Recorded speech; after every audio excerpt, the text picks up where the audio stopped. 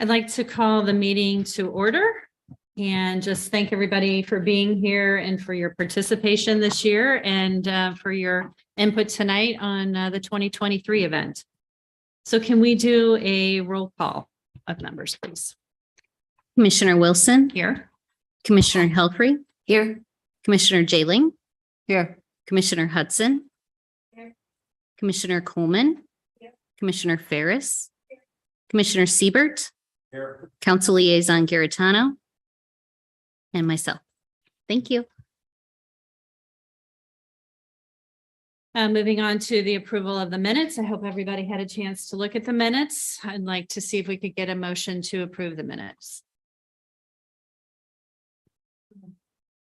In a second. Okay. Mr. Vunich, are there any public comments tonight? Oh, approve the minutes. Yes, thank you. Can we all say in favor? Aye. Aye. Okay, are there any public comments?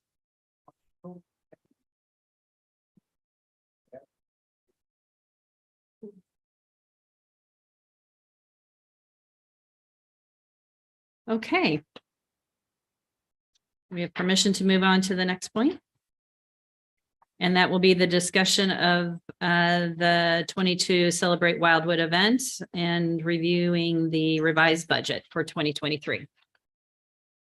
Thank you, Madam Chair. Madam Chair and members of the commission, as you'll recall at our last meeting in October, the department presented to you a memorandum that discussed the expenditures for the 2022 event, but equally important, it proposed a budget for the upcoming 2023 event. Unfortunately, the budget that was available at the time prior to the October meeting was not the budget that was ultimately presented to City Council. That budget showed a reduction of $10,000. So from a budget of $100,000, it was now $90,000. That reduction was required so as the city could present a balanced budget to City Council for the upcoming public hearing that'll be held on November 14th, less than 2 weeks from this past Monday. And then ultimately what is adopted by City Council for the upcoming fiscal year.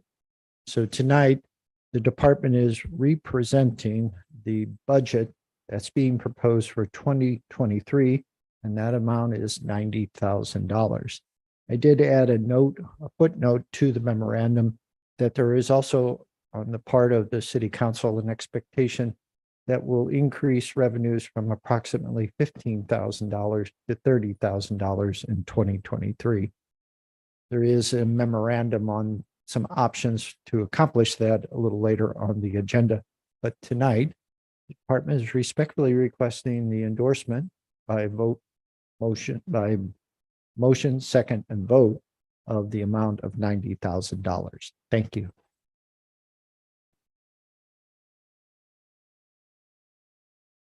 Do we have a motion to approve the proposed budget of $90,000 for the 2023 event? All in favor? Madam Chair, is there any discussion? Oh, any discussion? You got to help me with all these details. Any discussion? I like your style, but it will, that Doggone Good one. Roberts rules of order gets in Sure. the way. So Any discussion? Do you think it'll affect us to lose 10,000 and make that? Raising the prices? yes, and that's the intent. Generally, we spend about $100,000 to $110,000. We bring in about anywhere from $10,000 to $15,000. So if we actually do raise revenues, there shouldn't be any change in how we do things or the extent we do things. At least that's the intent.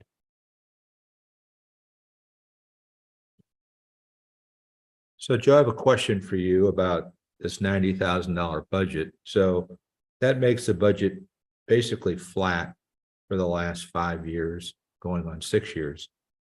And my question to you is, because you would know these things, how much greater is the revenue stream for the city from 2017 to 2022? Unfortunately, the revenue stream for the overall city has been flat as well. Our sales tax, as I mentioned, is our primary source of revenue for operating purposes.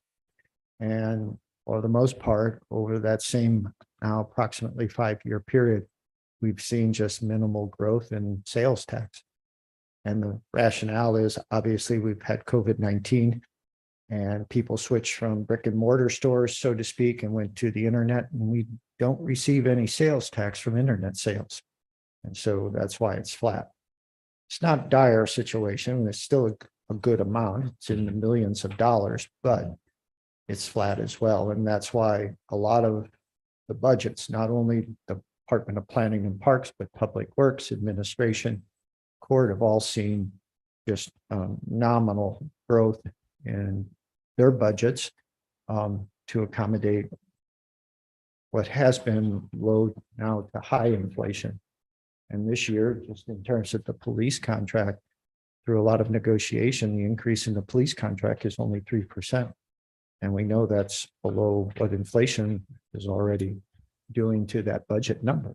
So everything's kind of flat. Thank you. So I don't know if this is the appropriate time, but I think it is looking at the agenda.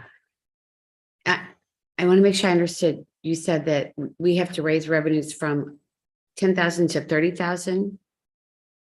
In the memorandum that's to follow, but we'll go ahead and I'll just touch on it briefly.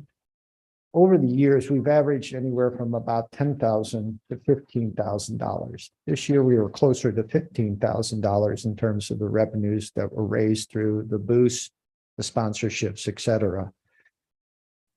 For 2023, the city council has requested, instead of that range of $10,000 to $15,000, we get closer to $30,000 to offset the reduction that we're discussing now in the budget line item, but also maybe to be able to do a few more things if we can raise additional revenue, which is also important. So that's essentially doubling the revenue. And so the idea on where that money is going to come from, I'm assuming would be booths and sponsors and. Well, we don't charge for a lot of things. And as the chart will indicate, a lot of our peers, other municipalities, they charge for a bag of ice. They charge for electric service. They charge more for the booths. They actually take a percentage of sales from certain vendors. So those are all things that are options for us to consider. What I hope to do tonight is present that list of options to you. You as a commission, through consensus, identify some that you want us to do further research. And then when we meet in January of 2023, we'll have some information for you in terms of what we think we can increase revenues by doing these particular steps. So I just have a question about that. And that would be when I look at this chart, that all of these other ones do 3-day events. And so we're really the farthest west. We're not along a major highway and we're doing it for 1 day. And so if we start charging for everything, is that going to deter the people that do come now? Is it going to say to them, it might not be worth our time? Well, certainly that's a concern of Chris, Stacy, our recreation specialist, and I, is that if we try to mine, so to speak, additional revenues, will we ultimately lose vendors, organizations, food purveyors, et cetera? There's a limit probably. Right. And we did have a discussion at the October meeting. Commissioner Sieber brought it up, is extending, having the event be more than 1 day. With the budget we have right now, I don't know if that's practical. And so again, we're working on the assumption it's a 1 day event and we have to double our revenues. Okay, thank you so much.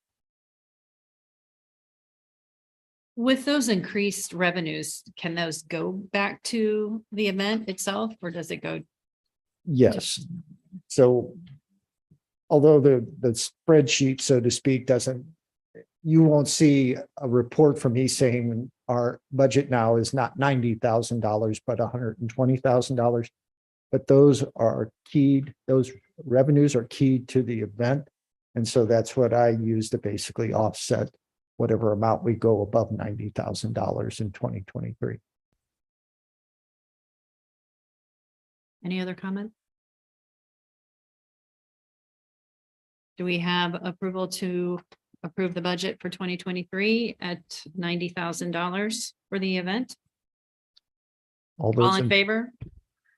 I, Not to interrupt Chair Wilson, but who was the second for that one? Sharon, I think. Thank you.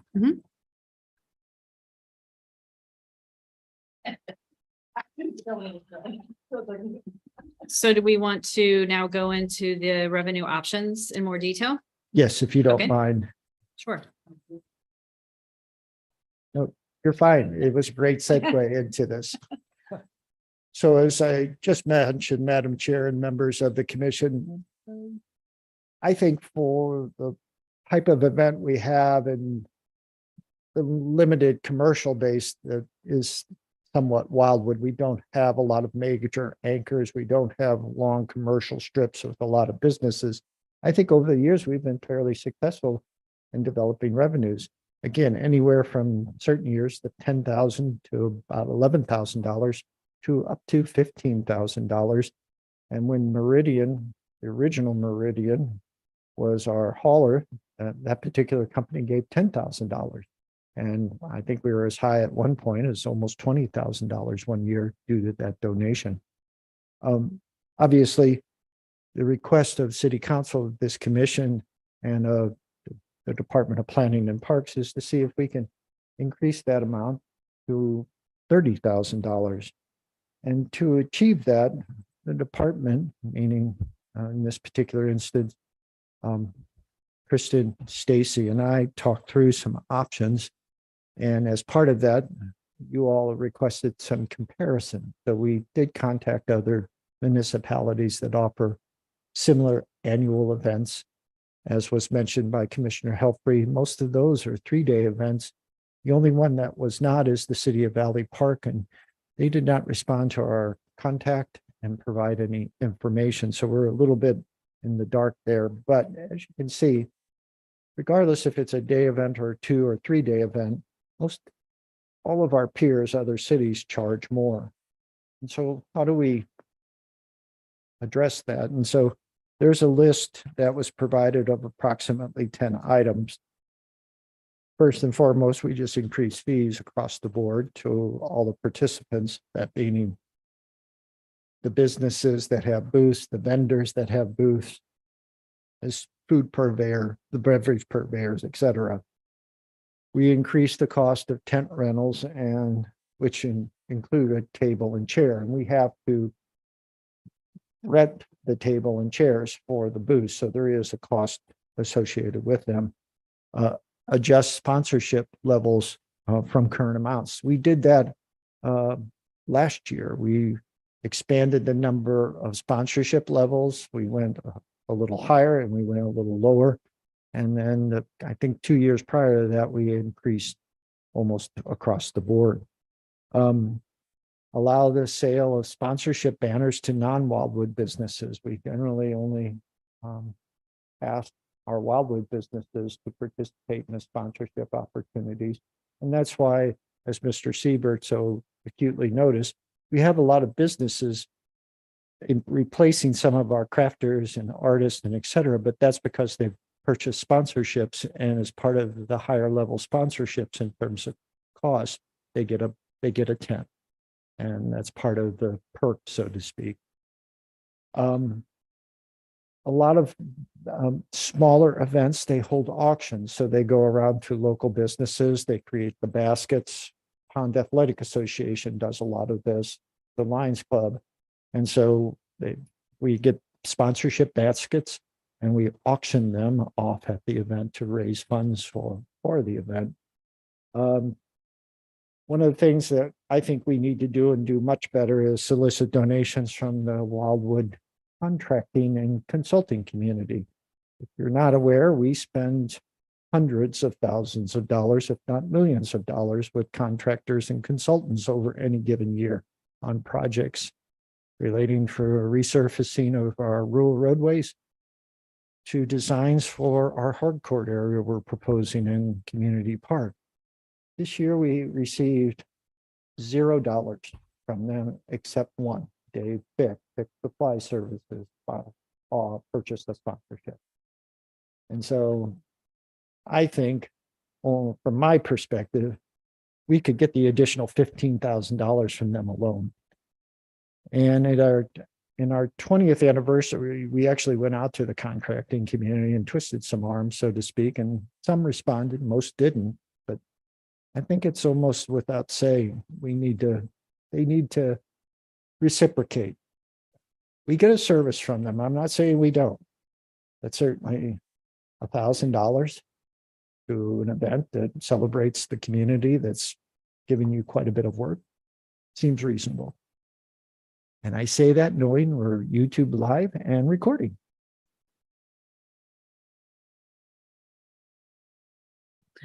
So while you were talking, I was 100% listening to you, but I was also doing some math over here. And when I look at these 3-day events, and I break down their food booth and craft booth prices, they're a little bit cheaper than us when you break them down. So when I look at these numbers, and we have to do what we have to do. Obviously, we have to cover costs. I understand that.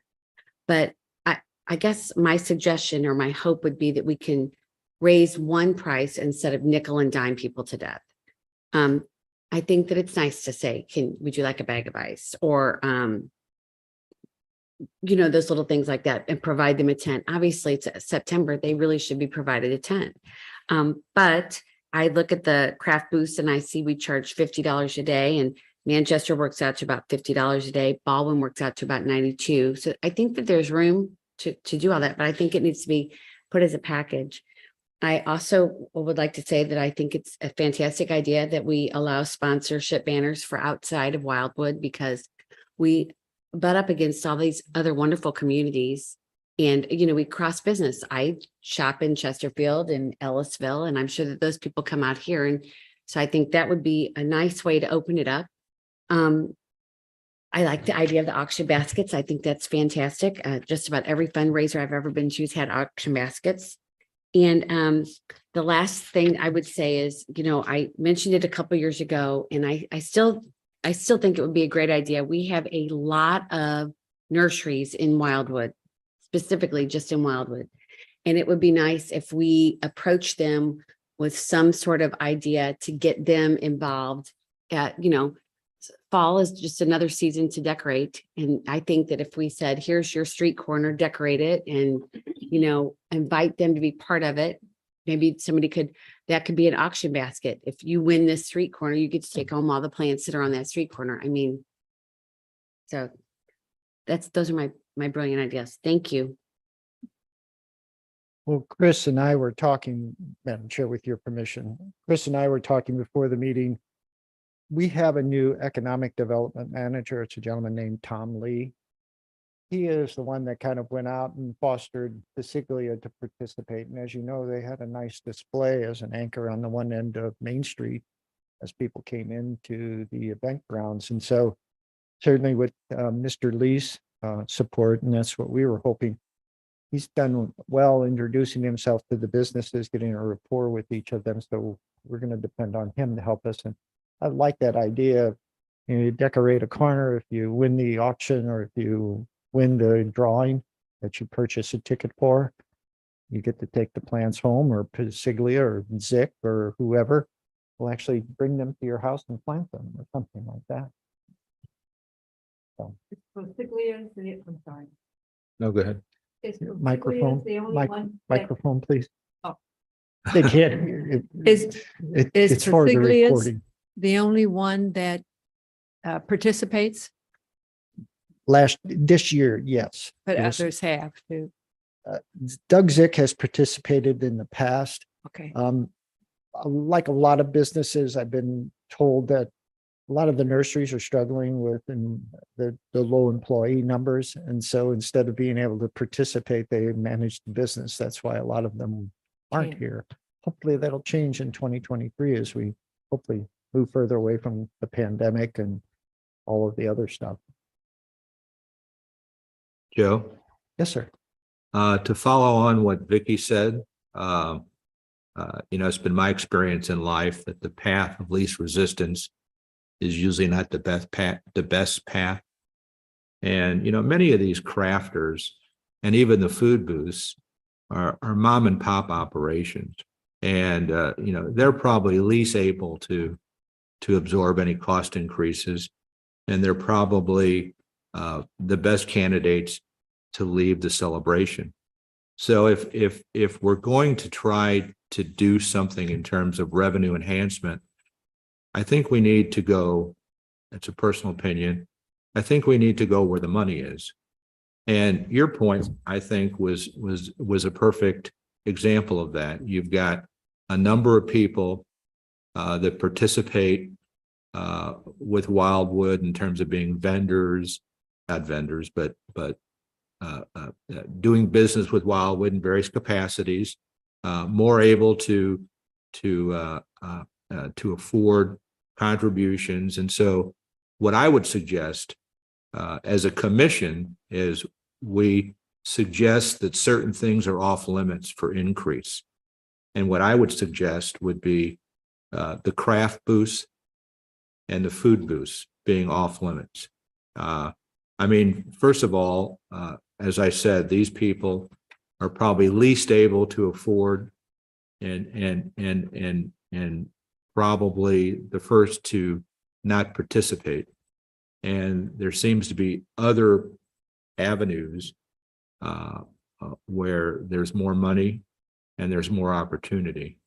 And it's easy to tell the crafters, we're going to double your fee. That's the path of least resistance. And it's easy to tell the food booths people, we're going to double your fee.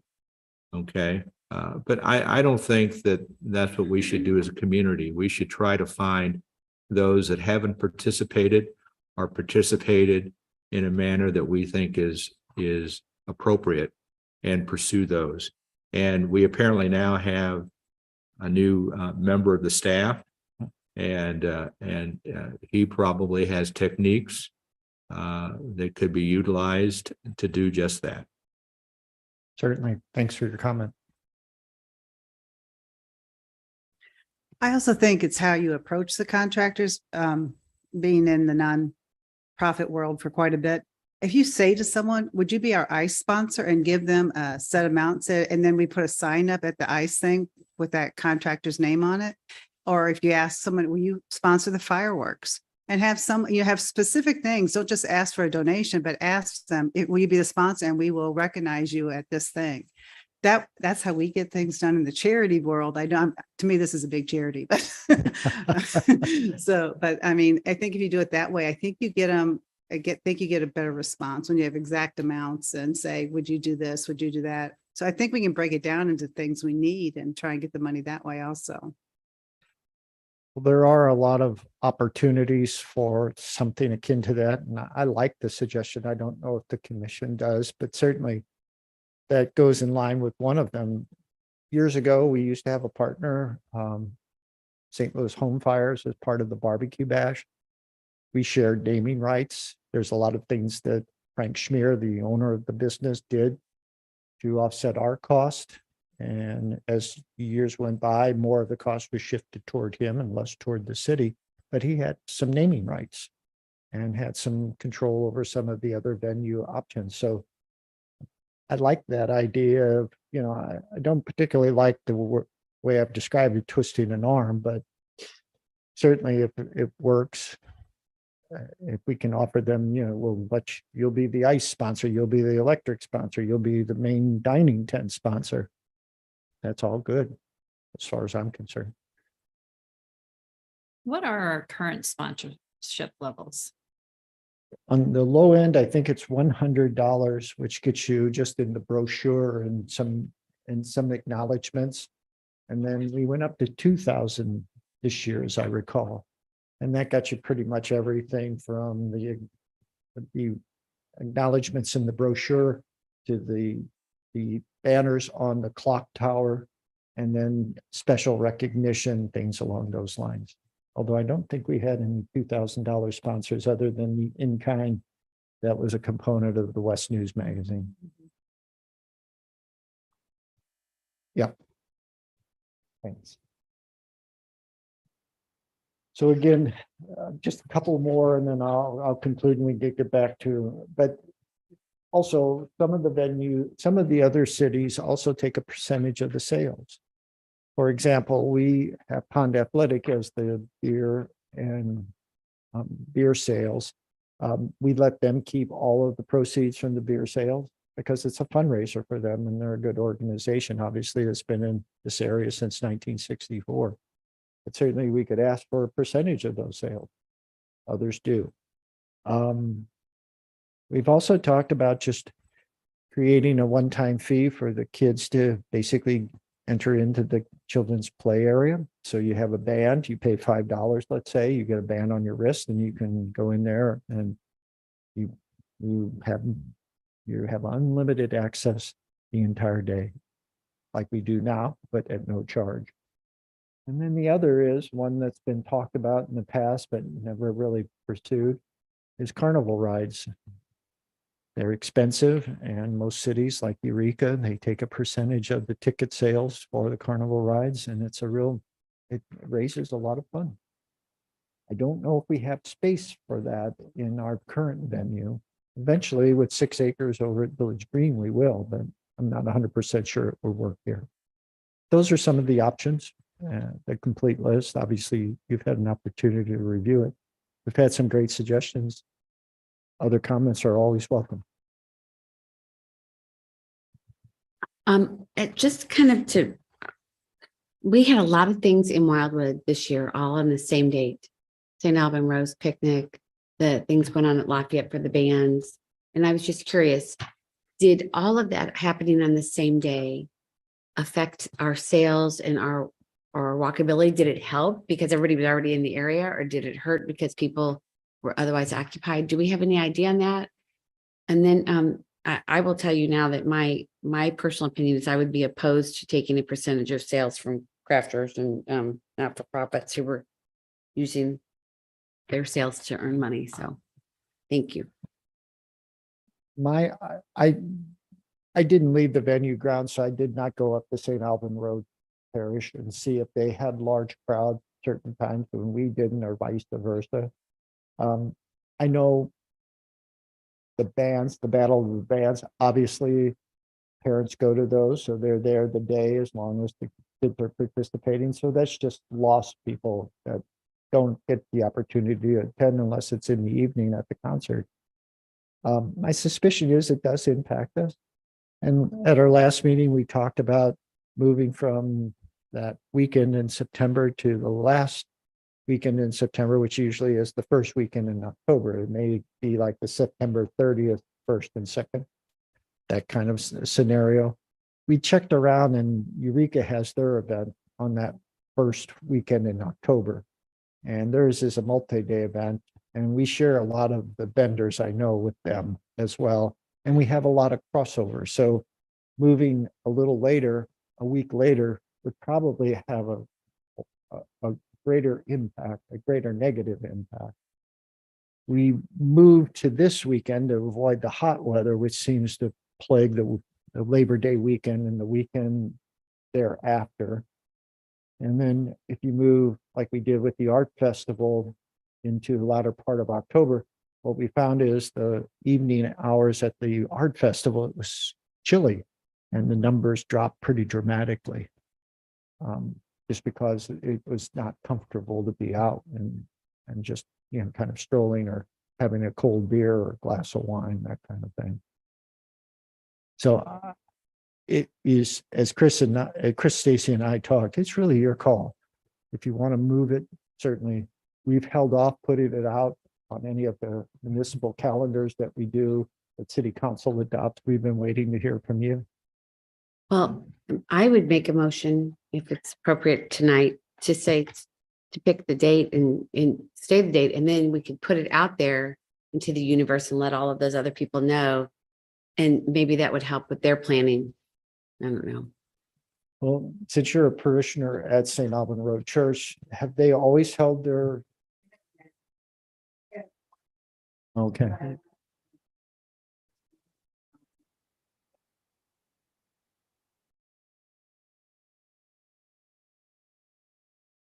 Well, So- thanks for the information. And again, I don't want to necessarily cause any organization a problem with their event, with ours.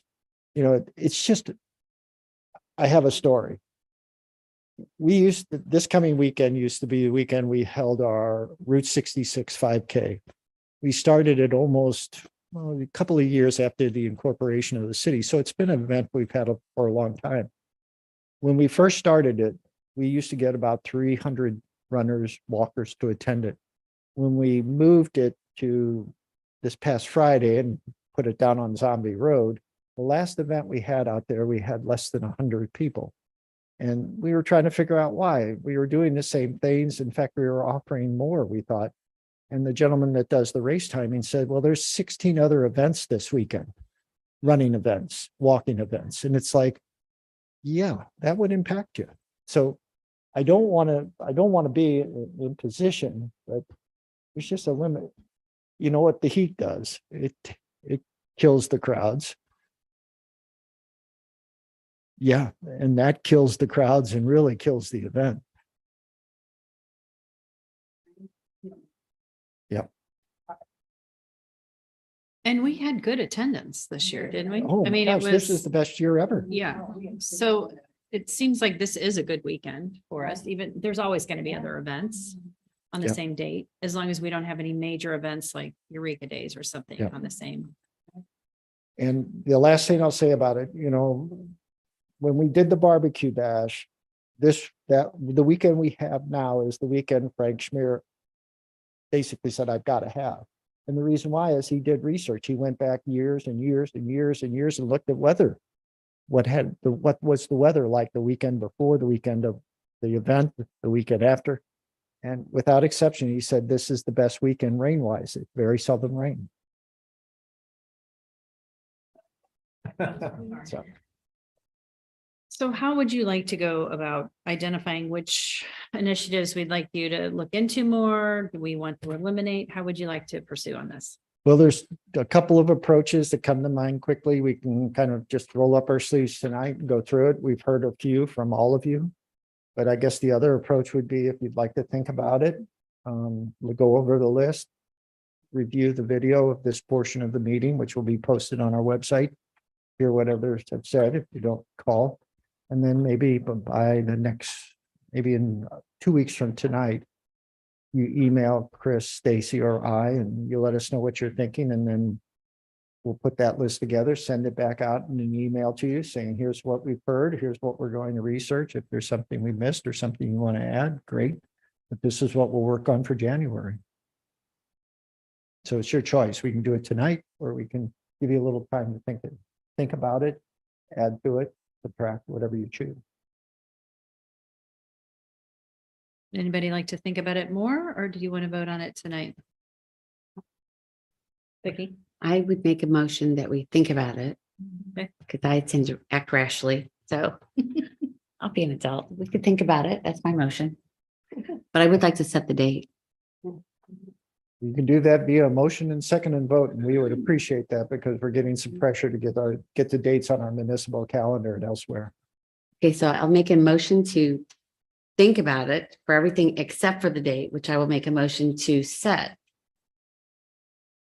Do we have a second? I'll second. Any other discussion or approval? All in favor? Do we have a motion to set the date? Or what is that date? What is the September 25th, 23rd. 23rd? 23rd. Second to the last. Got all this technology. Why don't we just use it here and we'll be able to tell you real quickly. It'd be the 23rd. That's the fourth Saturday in September. I make a motion to set the date for September 23rd, 2023. we have a second? Okay, Holly, all in favor? Okay, Thank you very much. And we'll send out an email tomorrow. We'll attach the memorandum.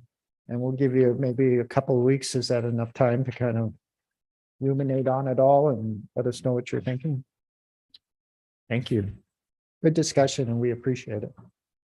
It's a tough discussion too, because obviously we've got a challenge ahead of us. okay. Next on the agenda is the discussion of the memorial program for the event. Well, we have one more thing. We kind of touched on the analytics. Oh, right, Sorry, Madam Chair. missed that one. But as you know, one of the charges, when we came out of the gate in January of 2022, one of the charges of the commission was you need to do a better job of advertising the event. And that was across the spectrum of options. We got one of the electronic message boards out on the highway. It was part, talking about road work, but we also said expect delays, Wildwood celebration this weekend, so we kind of camouflaged it a bit. Those kinds of things.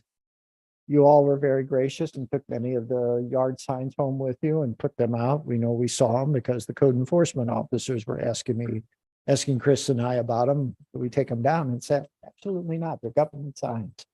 So, but I think Debbie Ward of Silver Tablet Marketing, who provided a report for tonight's meeting, did a wonderful job. Just the reach of the event and the responses we received, the shares, just the things that we hope the media program would be, I think met my expectations and hopefully yours as well. I think one of the interesting aspects of all of it was the scavenger hunt. It seemed to be just wildly popular. I know Madam Chair's daughter got involved and enjoyed it. And I got a chance to talk to Miss Wilson's daughter about it. And it was just a fun event, I think. So Miss Ward did a very nice job of promoting that and made it more like a trivia. What do you know about Wildwood, or what do you think you know about Wildwood? So that kind of thing. Yeah. So, so I offer the report to you tonight for your consideration. If there's any questions, I probably will write them down, and between Miss Ward and Travis Newberry, our social media expert at this moment, have the responses. I'm not on social media, so I don't know much about it. I'll be the first to admit it. But it seems like it was very workable, and we reached, what was it, almost 80,000 people through the different posts and boosts and things we did.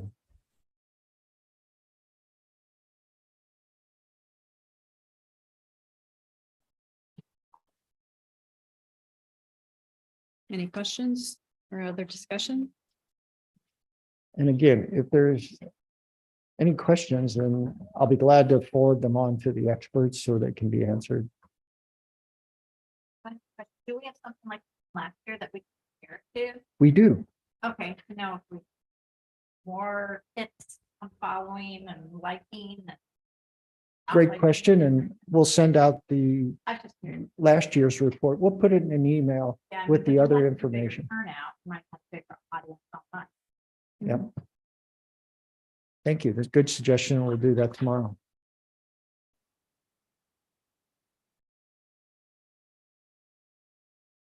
All right. Well, thank you. Like I say, we appreciate your support of what we offered, and we think advertising wise, it was a good year.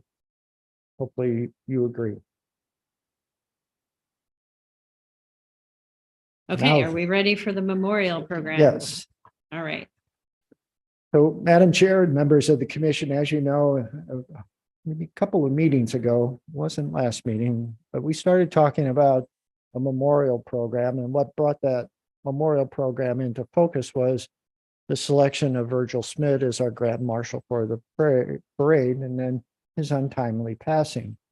And obviously, we remember Virgil Smith, and we, I think, did a very nice job as a commission and city of recognizing him. I know his brother Jim came up to me at the event and said that just was really kind of all of you, and he wanted me to make sure that the city and the commission knew that. I think his daughter and Virgil's grandchildren really appreciated the opportunity to be in the parade in the golf cart.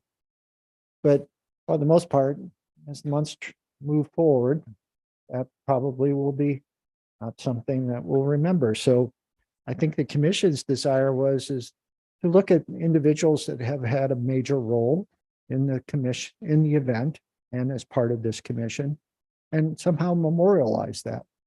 And so in the memorandum, the department defined a couple of basically components. First, the criteria for a selection of an individual and how best and where to display that recognition. And so from that perspective, this is not an all-inclusive list, and certainly there are others, but it could just be member of the celebration commission. You serve a term or 2 terms, the full amount that you can. City council liaison, which is an important role because they carry the message from you all as commissioners back to the council, which funds the event and supports it, obviously. A longtime volunteer at the event. Now, we have those. A gentleman named Paul Pollers. He used to come every year. He'd help us with the hospitality suite for the art festival. He'd be a participant at the Celebrate Wildwood event itself when they were separate. So yeah, we have people like that. A business entity that has supported the event over the years. Free French Hens is one that comes to mind almost immediately. They, in years past, would pay for a lion's share of the fireworks cost. And in recent years, they've been one of the high-level sponsors and have always had a banner on the clock tower recognizing that high level of sponsorship. And then besides a business and organization, maybe there's just an organization that's always there for it and has participated year in and year out. That's just a short list of some of the thoughts. And then, as you know, eventually our permanent location will be in Village Green. We're going to have a large pavilion area that will double as our stage. And as part of that, there'll be comfort stations, restrooms, and we're even thinking about potentially having some kind of concession area in the future. We'll have walls, and walls lend themselves to kind of the installation of what I describe as a plaque, a tile, a panel, or an area where that individual is recognized by name, the years of service or service, type of service, whatever the situation might be. The other option too is we have a paver, memorial paver program at Old Pond School. You can purchase a small one for $250 with naming. You can purchase a large one, which gives you more space for the message you'd like to portray. So that's an option too. We'll have some paver areas over in the Village Green. Could be either or both. But again, this is just the first brush with it. And so I want to introduce it tonight, get some initial comments and feedback, and then we can build on this as we meet over the upcoming year as well. Madam Chair, that's what I have to say on this particular item, but await your comments and questions. Thank you.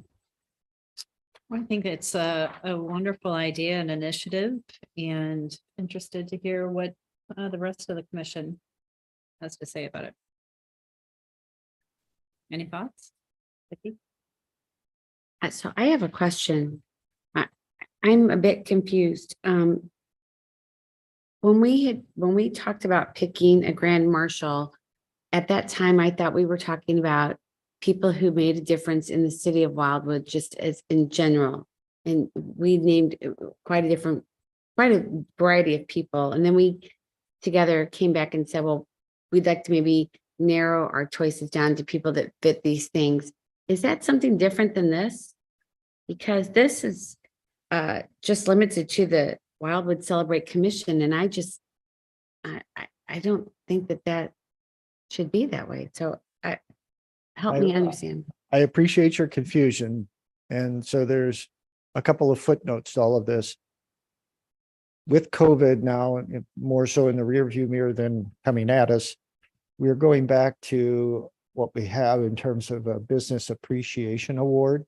So a business that has been a good corporate citizen of Wildwood, they'll be recognized at a business appreciation reception in March generally of each year. This year was the first year where they did the Jeannie Hood Award. And that is exactly what you just described. An individual that has, let's say, a major role in the city and have done a lot. And that is awarded by the mayor at the Celebrate Wildwood event. And so if we were to do something similar, I think we'd have a little bit of crossover either between the business component or this major award that has has substantial support at all levels of city government. So was Virgil part of the Celebrate Wildwood Commission? Not necessarily. And, you know, when I was thinking about that, it's probably, Yeah. we could always just have the Grand Marshal be recognized or memorialized as part of this each year. Well, I kind of personally think that that's how it should be. I mean, this is a volunteer position. It's kind of a limited time offer anyway. And I don't know all of you well enough to say that, but myself, there's a lot of people out there who do way more than I do for the city of Wildwood. And I think that the Grand Marshal, I thought that the Grand Marshal would be the one that we were honoring, not us. So I think that it should be the Grand Marshal, like we talked about, somebody that has done something outstanding in the community or a member of the military and so what if they get recognized twice? Well, I want to avoid crossover because I Okay. know the Jeannie Hood Award is one that's intended to be kind of the, so to speak, the pinnacle of the recognition of the city of an individual. But certainly I gave you a list of 5. The 6th could be the Grand Marshal. So if you're selected as the Grand Marshal by the commission, you immediately are part of that tile, plaque, or whatever the recognition is. From the department's perspective, if you serve 2 terms on the commission, that's 4 years. That's a long time. That's at least 40, if not close to 50 meetings that you've attended, plus the event itself. So another 4. And then, so from the department's perspective, I just think it should be included. Does it ultimately mean everybody that participates on the commission gets recognized on that? That's a decision for the commission. Well, so when we talked about the people for the Grand Marshal, we talked about, I'm just going to pull a couple here. We talked about Virgil. We talked about the kids from Lafayette who were wrestling champions. I think we had a boy and a girl, both from the same high school. We talked about the woman who runs R&R Ranch, who has done phenomenal for the community. Those are all 3 people. Where would those kids have fit? They wouldn't necessarily have gotten a Jeannie Hood Award, right? And they wouldn't get a business award. I guess this just isn't what I thought it was going to be. And so I'm trying to get it back into the box that makes sense to me. So this is different though than the Grand Marshal. Right. And but I don't know why we need this, I guess is my question. In Well- addition to the Grand Marshal, in addition to the Jeannie Hood. And again, I've interpreted it incorrectly, but we have recognition for a business on a yearly basis. You're now going to have a recognition for an individual or potentially an organization through the Jeannie Hood Award. This year, it was Sharon Hoover, the owner and editor of the West News magazine. So from the perspective of the department, we need to stay within the bounds that we don't need 2 awards in the opinion of the department for the same thing. The Wildwood Celebration Commission does a lot of volunteer work, a lot of hard work. If this is incorrect, we can certainly change it, but I think you're going to run into some high winds if you try to go toward one or the other that's already available. So Vicky, I have a thought. So, there's quantitative awards and qualitative awards, right? A quantitative award is so many years of service, Okay, recognize someone for their years of service and have that as a measuring stick that doesn't deviate. And then, the qualitative awards, to your point, maybe the grand marshal every year is somehow memorialized and leave it at that. And I don't see a problem with someone who's, spent 4 years or 6 years or whatever on this commission and recognize them in a wall of honor. We were just at the symphony and there's all kinds of people on the wall in the symphony that have done various things for the symphony. And so if everyone knows what the ground rules are, and if you spend X amount of years serving the city, and I don't think it should necessarily be limited to just people that are on this commission. There's a lot of people that do a lot of volunteer work for the city. And maybe if someone has volunteered in some capacity for 6 years or 4 years or 5 years or whatever the quantitative measure is, maybe that should be citywide, not just on this commission. And then with regards to the qualitative award, maybe limited to the grand marshal. I mean, you see that all the time where they memorialize someone every year that's done something, but it's the same something every year. So, but I think it should be expanded to more than just people that volunteer in this commission. There's a lot of hard work that's done by a lot of people. Councilmen do a lot of hard work. There's a lot of them that. They also receive a salary. And So I'm just and- saying, and so you're aware, the city council is considering a veterans memorial program. So we may eventually have some type of recognition of those that have served and died over the course of protecting the United States and the freedoms we have here. We also have a program for our Historic Preservation Commission and those that participate in preservation effort. So there's a lot out there, and as I say, the Jeannie Hood Award is intended to be that recognition, that pinnacle of recognition for an individual that has contributed a great deal to Wildwood. It's the origin is from our mayor and city council. And I think if we try to cross into that, it's not going to be necessarily poorly received. It just may not be received as something that this commission needs to be a part of.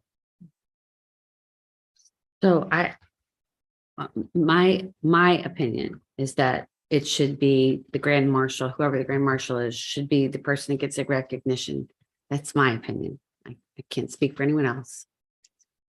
Well, if you put that in the form of a motion, you get a second and a majority vote, that's what our memorial program will be.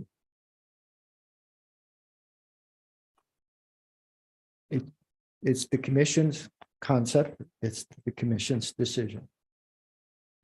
Well, and I think it would be something to consider that if we have the grand marshal recognized in memoriam going forward, and then also a volunteer. So the grand marshal is very involved in the community in many ways. But then there could also be somebody who's volunteered for the event. Is there any reason why we couldn't do recognition for the grand marshal and for a volunteer?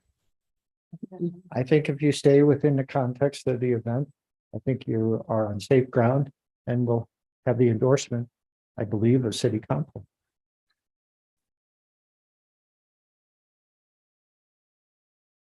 in all due respect, if we start wading into this, this qualitative stuff, the best volunteer.